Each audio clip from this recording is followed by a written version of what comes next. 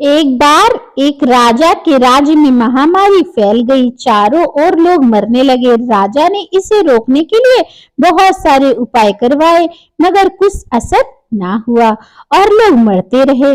दुखी राजा ईश्वर से प्रार्थना करने लगा। तभी अचानक आकाशवाणी हुई।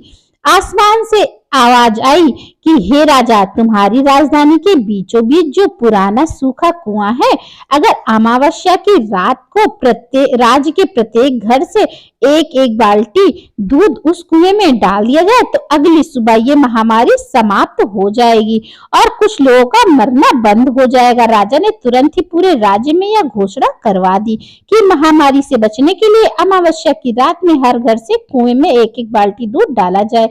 अमावस्या की रात जब लोगों ने दूध डालना चालू किया तो उसी दिन एक चालाक कंजूस बुढ़िया दूध की जगह पानी की बाल्टी लेकर पहुंच गई। उसने कहा, अगर पानी डाल दूंगी तो किसी को क्या ही पता चलेगा। अगले दिन जब सुबह हुई तो लोग मर रहे थे, कुछ भी बदला नहीं था।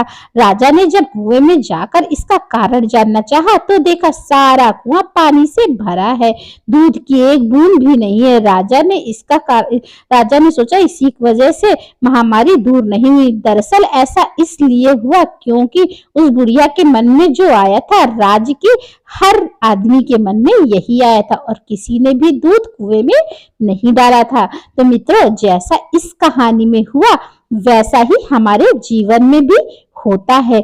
जब भी कोई ऐसा काम आता है जिसे पूरे बहुत सारे लोगों को मिलकर करना होता है तो अक्सर हम अपनी जिम्मेदारियों से यह सोचकर पीछे हट जाते हैं कि कोई ना कोई तो कर ही देगा और हमारी इस सोच की वजह से स्थितियां वैसी की वैसी बनी रहती हैं।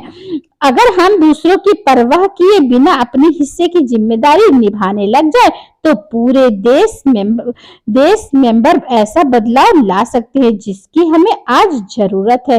तो दोस्तों, यह कहानी कैसी लगी हमें कमेंट बॉक्स में बताएं।